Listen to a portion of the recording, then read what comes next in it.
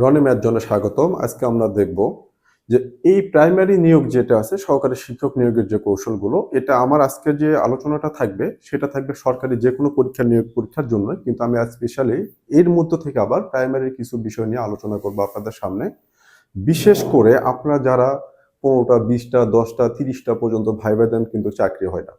এটা নিয়ে আপনাদের অনেক আলোচনা থাকে যে আমি এত ভালো ভাইবা দিলাম কিন্তু আমার চাকরি হলো না।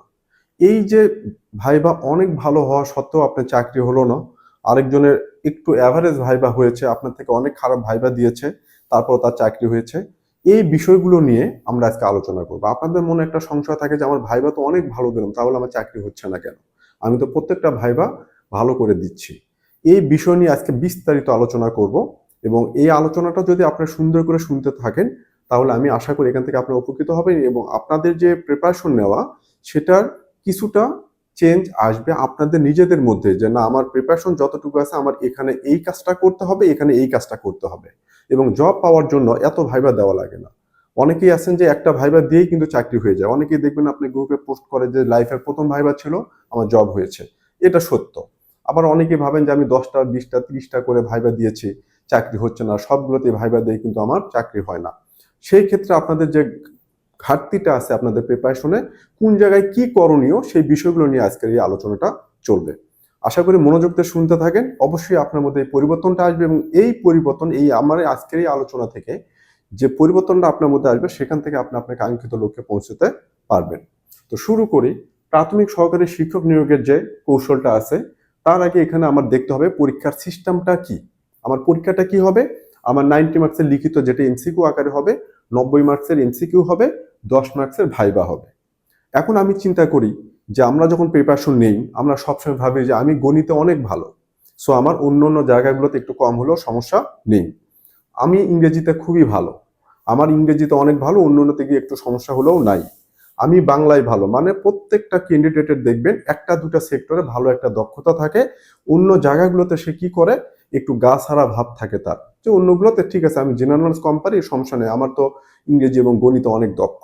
কিন্তু বর্তমানে এই চাকরি কম্পিটিশনে আমরা আগে যেটা দেখতাম যে তখন আগে যারা আজ থেকে 10-15 বছর আগে যারা জবে জয়েন করেছেন, আমি 5-7 বছর হলো জবে আছি, তো আগে 10-15 বছর আগের যে কোশ্চেনগুলো আছে আপনার যদি সেই কোশ্চেনগুলো দেখেন আপনারা হাসবেন যে এত ইজি কোশ্চেন হয়ে যায়। হ্যাঁ, তখন ওই রকমই ছিল, তখনকার ক্যান্ডিডেট প্রিপারেশন ওই রকম ছিল, তারা ওইভাবে কিন্তু প্রিপারেশন নিয়ে ওই কম্পিটিশনগুলোতে তারা চাকরি পেয়েছে।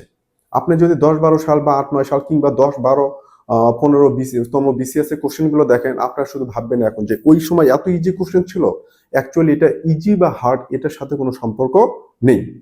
আপনার যারা এক্সাম টেকার থাকে তারা দেখেন যে আমার এখানে আমি 10,000 লোক নেব, আমার এখানে এক্সাম দেবে 2 লাখ 3 লাখ 5 লাখ 10 লাখ, তো আমি টপ যে 10,000 তাদেরকে সিলেক্ট করব। এখন সেই কোশ্চেনগুলো আপনারা পারেন, কোশ্চেন বেশি ভালো ভালো রিভিশন দিচ্ছেন, পারতেছেন, ভালো কিছু জানতেছেন, যারা কোশ্চেন করেন তারাও আরো হার্ডের দিকে যাচ্ছে, আপনার সেগুলো আয়ত্ত করতেছেন তারা আরো হার্ডের দিকে যাচ্ছে, কারণ তাদের মূল লক্ষ্যটাই হলো কিভাবে এখান থেকে বাদ দেওয়া যায়। বাদ দেওয়ার চিন্তাটা তাদের মধ্যে বেশি থাকে। সো আমার এই যে এমসিকিউটা হবে আমি পরে দেখাবো এটার এমসিকিউ এর যে মার্কস ডিস্ট্রিবিউশনটা। সো এখন এখান থেকে শুধু একটা কথা বলবো আপনাদের, যে ভাইবা পর আগে লিখিত কথা বলি, যে আপনি যখন প্রিপারেশন নেবেন প্রত্যেকটা সেক্টরে আপনাকে অনেক ভালো প্রিপারেশন নিতে হবে।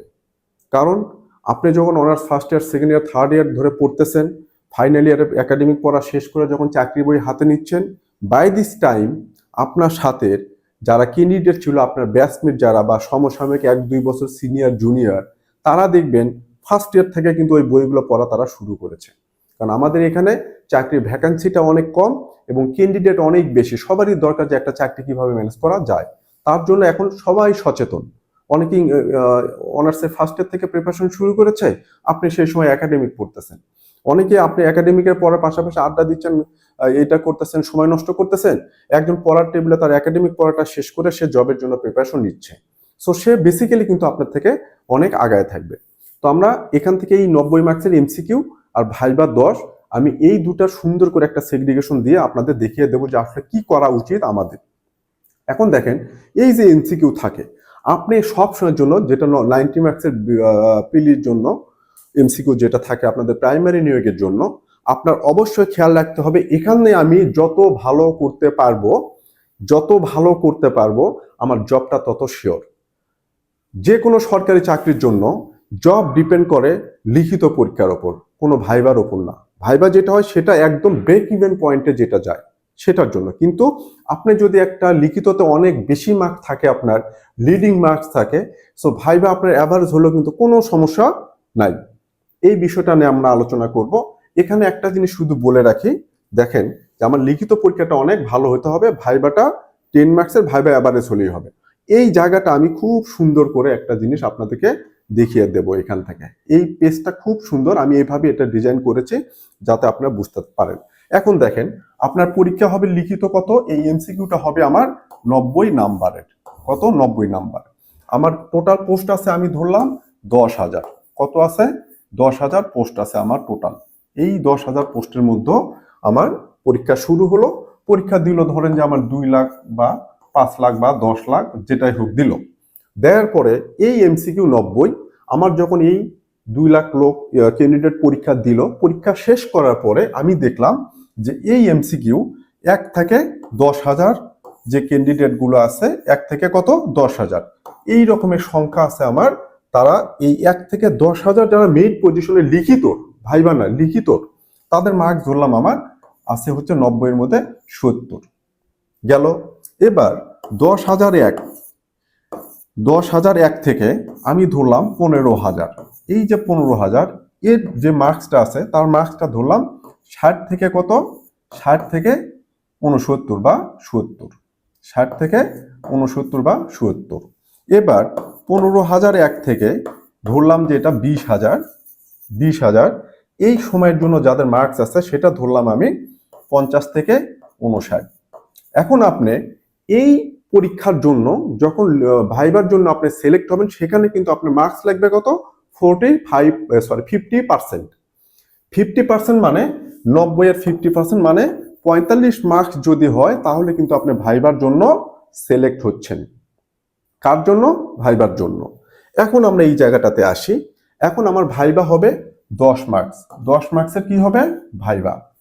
এই 10 মার্কসের ভাইবা দেওয়ার পর আপনি লিখিততে যে মার্কসটা পাবেন এমসিকিউতে, সেই মার্কসের সাথে কার মার্কস যোগ হবে? এই ভাইবাতে যত পাবেন। ভাইবাতে যারা মোটামুটি ভাইবা এবং ভালো ভাইবা, অনেক ভালো ভাইবা দিয়েছেন আপনি 10 এর মধ্যে কত পেলেন? 8। মোটামুটি ভাইবা দিয়েছেন আপনি 10 এর মধ্যে পেলেন ধরেন 6। তাহলে এই যে 8 পেলেন, অনেক ভালো ভাইবা দিয়েছেন, এভারেজ ভাইবা দিয়েছেন, আপনি 6 পেলেন। এই 8 আর 6 এর ডিফারেন্স কত? 2 মার্কস। তার মানে ভাইবা অনেক ভালো দিয়েছেন, আরেকজন এভারেজ ভাইবা দিয়েছেন। তো অনেক ভালো ভাইবা দেওয়ার পরে আপনি এভারেজ ভাইবা থেকে 2 মার্কস বেশি পেয়েছেন। কত? 2 মার্কস। ধরলাম 3, সর্বোচ্চ 3, এর বেশি আর এভারেজ থেকে ভালো ভাইবার মধ্যে আউট অফ 10 মানে 10 এর মধ্যে এর চেয়ে বেশি আর ডিফারেন্স হবে না। কত? 2 থেকে 3। এখন আপনার মার্কস নাম্বার পেয়েছেন আপনি 60 থেকে 69 কিংবা 50 থেকে 59। এখানে এই নাম্বারটা যদি পাই, আপনি ধরেন পেলেন 65, তার সাথে আমার যোগ হবে কত? ভাইবাতে পেয়েছেন আপনি অনেক ভালো ভাইবা দিয়েছেন, কত? 8 সমান কত হলো? 73 মার্কস। একজন মার্কস পেয়েছে এখানে 77। কত পেয়েছে সে লিখিততে? MCQ 77 marks.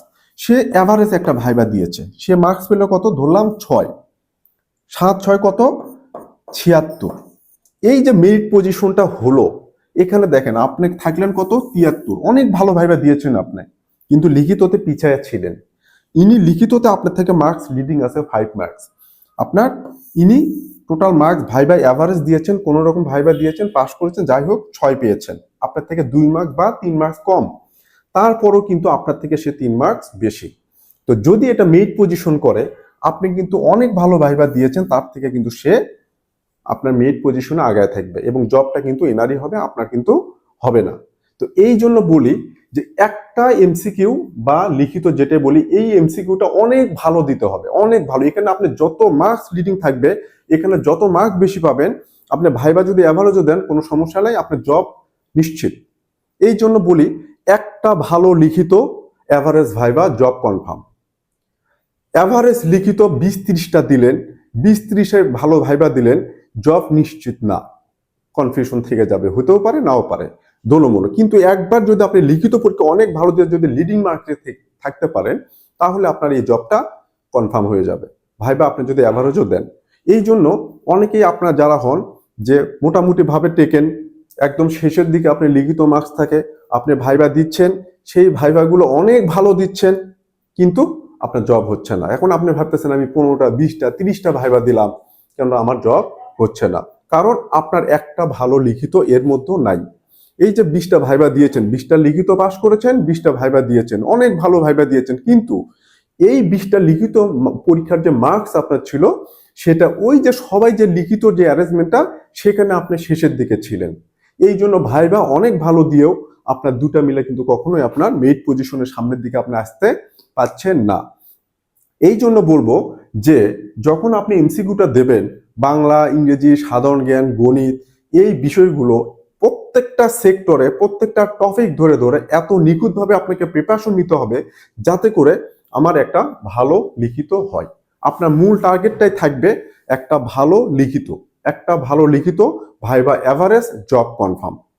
এই ভালো লিখিতর জন্য আমাদের কিন্তু জবটা হয় না। এই জন্য বলি, আপনাদের মধ্যে দেখবেন যারা অনেক ভালো ভাইবা দিয়েছেন, ধরেন যে লিখিততে 65 পেয়েছে, সে ভাইবা কোনো রকমে দিয়ে পাস পেয়েছে, টোটাল তার মার্কস হলো কত? 70। সে 65 পেয়ে ভাইবা দিল, লিখিত ভাইবাতে পাস পেল, লিখিততে 65, 90-এর মতো, টোটাল কত? 70। আপনি এখানে 60 পেলেন, লিখিততে 60 পেয়েও আপনি ভাইবা দিতে গেলেন, অনেক ভালো ভাইবা দিয়েছেন, আপনাকে 8 দিল। ভাইবাতে কত দিয়েছে? 10-এর মধ্যে 8 দিল আপনাকে, টোটাল মার্কস কত হলো? 68। এই 8 দেওয়ার পরেও আপনার টোটাল মার্কস হলো কত? 68। দেখেন, সে লিখিত আপনার থেকে ভালো দিয়েছে, ভাইবা এভারেজ দিয়েছে কোন রকম, তার টোটাল মার্কস হলো 70, কারণ তার লিখিতেতে আপনার থেকে 5 মার্কস কি লিডিং এ ছিল। আপনি লিখিততে 60 পেয়েছেন, ভাইবা অনেক ভালো দিয়েছেন, আউট অফ 10 আপনাকে 8 দিয়েছে, 8 দিয়েছে, কিন্তু এই দুটো যোগ করে কত হলো আপনার? 68। চাকরির ক্ষেত্রে কিন্তু মেইড পজিশনে কিন্তু সে ভাইবা অনেক মোটামুটি এভারেজ ভাইবা দিয়েছে, কিন্তু তার মেইড পজিশন কিন্তু সামনে থাকবে, আপনার মেইড পজিশন কিন্তু পরে থাকবে। আমি এটা নিয়ে আরো কয়েকটা ভিডিও দেবো, অন্যান্য সেক্টরগুলো নিয়েও ভিডিও দেবো, বিসিএস বলেন, ব্যাংক বলেন, আদার্স যে জবগুলো সেগুলোতেও দেবো। কিন্তু এখানে মোটের উপর আমি একটা কথা আপনাদেরকে বলবো, একটা ভালো লিখিত, চমৎকার একটা লিখিত দেবেন, এভারেজ ভাইবা দেবেন, জব কনফার্ম। এভারেজ লিখিত দেবেন, ভাইবা সমানে দিতে থাকেন, জব নিয়ে নিশ্চয়তা থাকবে না। আপনাদের যারা ক্যান্ডিডেট আছে, যারা আপনাদের মধ্যে অনেকেই আছে যারা পরীক্ষা দিচ্ছে, বন্ধু বান্ধব, বড় ভাই, ছোট ভাই, তাদের সাথে আপনি খেয়াল করে দেখবেন, অনেকেই আপনাদের আছেন যারা 20টা 30টা করে ভাইবা সমানে ভাইবা দিচ্ছেন, কিন্তু জব হচ্ছে না। কিন্তু ঘাটতিটা ওই যে লিখিত, আপনার প্রিপারেশনটা এমন পর্যায়ে আছে, মিড লেভেলে আপনার প্রিপারেশনটা আছে, আপনি কোনো রকমের ভাইবার জন্য টিকতেছেন, কোনো রকমের লিখিততে পাস করে ভাইবার জন্য টিকতেছেন। এইভাবে আপনি 100টা ভাইবা দিলেও কিন্তু আপনার জব হবে না। তো আপনার জব পাওয়ার জন্য একটা লিখিত টপ লেভেলে নিয়ে যেতে হবে মার্কসটা। কোথায়? টপ লেভেলে। সেই টপ লেভেল লিখিত পরীক্ষা দিয়ে ওখানে যদি ভালো মার্কস ক্যারি করতে পারেন, তাহলে আপনার ভাইবাটা যদি এভারেজও দেন, আপনার চাকরি নিয়ে কোনো চিন্তা করতে হবে না। আমরা কি করি? লিখিত মোটামুটি পাস করে সবসময় ভাইবাতে ফোকাস করি, ভাইবা যেন ভালো হয়, ভাইবা যেন ভালো হয়, ভাইবা অনেক ভালো হয়েছে, এই জব আমার হবে না, কখনোই না। কারণ আপনার লিখিত থেকে আপনি 90 মার্কস, ভাইবাতে 10 মার্কস, এই দুটো মিলে আপনি মেড পজিশন করতেছে। সো আপনি লিখিততে কোনো রকমের একজন থেকে 10 মার্কস 5 মার্কস কম পেয়েছেন, আপনি কেন ভাবতেছেন যে ভাইবাতে আমি অনেক ভালোগুলো জব হবে? কখনোই হবে না। কারণ এই ভাইবার মার্কসটা লিখিতর সাথে কিন্তু অ্যাড করে কিন্তু আপনার মেড পজিশনটা করেন। এই জন্য আপনারা যারা জব ক্যান্ডিডেট আছেন, জব সিকার আছেন, আপনি আপনাদের জন্য সব সময়ের জন্য আমি একটা কথা শুধু বলবো, একটা ভালো লিখিত দেন। আর যদি মনে করেন যে না আমি 10টা 20টা করে ভাইবা দিচ্ছি, জব হচ্ছে না, তাহলে আপনি ধরে নেন আপনার লিখিতর প্রিপারেশন জব পাওয়ার মতো সাফিসিয়েন্ট এখনো হয়নি। আপনি লিখিতর জন্য প্রিপারেশনের মাত্রা আরো বাড়ায় দেন, প্রত্যেকটা জায়গায় আরো গুরুত্ব দেন। একটা ভালো লিখিত, একটা টপ মার্কের যে টপ লিস্টেড মার্ক যদি লিখিততে থাকে, আপনার জব কনফার্ম হবে।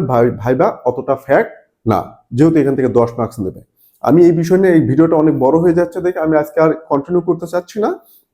আমি আপনাদের এই বিষয়গুলো নিয়ে পুঙ্খানুপুঙ্খন ভাবে টপিক ওয়াইজ আমি এই আলোচনাগুলো করব। আশা করি আপনি এখান থেকে উপকৃত হবেন, ভালো লাগবে আপনাদের। ধন্যবাদ।